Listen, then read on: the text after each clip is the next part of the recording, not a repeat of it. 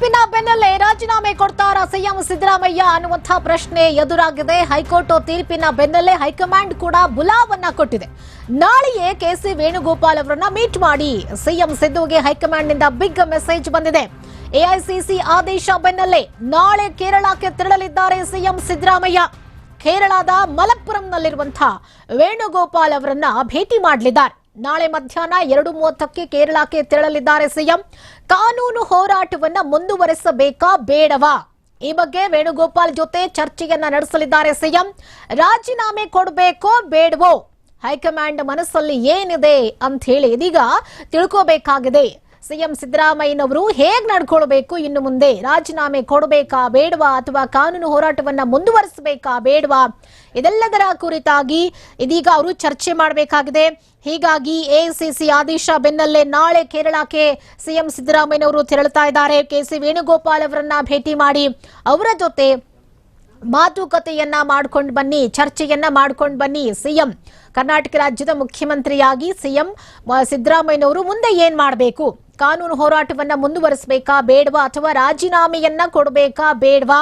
ಈಗ ಹೈಕೋರ್ಟ್ನಲ್ಲಿ ಆದೇಶ ಆಗಿದೆ, ಪ್ರಾಸಿಕ್ಯೂಷನ್ಗೆ ಅನುಮತಿಯನ್ನ ಕೊಟ್ಟಿದೆ. ಈ ಹೈಕೋರ್ಟ್ನ ಆದೇಶವನ್ನ ಪ್ರಶ್ನಿಸಿ ಸುಪ್ರೀಂ ಕೋರ್ಟ್ಗೆ ಮೇಲ್ಮನವಿಯನ್ನ ಸಲ್ಲಿಸೋದಕ್ಕೆ ಸಿಎಂ ಒಂದು ಕಡೆ ತಯಾರಿಯನ್ನ ಮಾಡಿಕೊಳ್ತಿದ್ದಾರೆ.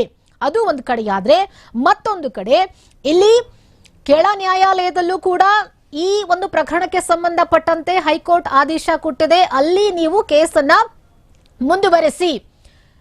ಮೂಡಾ ಪ್ರಕರಣಕ್ಕೆ ಸಂಬಂಧಪಟ್ಟಂತೆ ಈಗ ವಿಚಾರಣೆಯನ್ನ ಎದುರಿಸಬೇಕಾಗತ್ತೆ. ತನಿಖೆ ಯಾರು ಮಾಡ್ತಾರೆ, ತನಿಖೆ ಹೇಗೆಲ್ಲ ಸಾಗತ್ತೆ, ಲೋಕಾಯುಕ್ತಕ್ಕೆ ತನಿಖೆಯನ್ನ ನೀಡಲಾಗತ್ತಾ, ತನಿಖೆ ಮಾಡಿ ಅಂತೇಳಿ ಹಂಗಾದಾಗ ನೋಟಿಸ್ ಕೊಡಬೇಕಾಗತ್ತೆ ಸಿಎಂ ಸಿದ್ದರಾಮಯ್ಯನವರಿಗೆ. ಅವರು ವಿಚಾರಣೆಯನ್ನ ಎದುರಿಸಬೇಕಾಗತ್ತೆ. ಆದರೆ ಸಿಎಂ ಸ್ಥಾನದಲ್ಲಿದ್ದುಕೊಂಡು ವಿಚಾರಣೆಯನ್ನ ಎದುರಿಸೋಕೆ ಸಾಧ್ಯವಿಲ್ಲ. ಹೀಗಾಗಿ ರಾಜೀನಾಮೆಯನ್ನ ಕೊಡಬೇಕಾದಂತ ಪರಿಸ್ಥಿತಿ ಬಂದಿದೆ. ಹಾಗಿದ್ರೆ ರಾಜೀನಾಮೆಯನ್ನ ಕೊಟ್ಟೆ ವಿಚಾರಣೆಯನ್ನ ಎದುರಿಸಬೇಕಾ, ಬೇರೆ ಯಾವೆಲ್ಲ ಆಯ್ಕೆಗಳಿದ್ದಾವೆ, ಬೇರೆ ಏನೆಲ್ಲ ದಾರಿಗಳಿದ್ದಾವೆ ಅನ್ನೋದರ ಜಾಡನ್ನ ಹಿಡಿದು ಹೊರಟಿದ್ದಾರೆ ಸಿಎಂ ಹಾಗೆ ಸಿಎಂ ಪರ ವಕೀಲರು.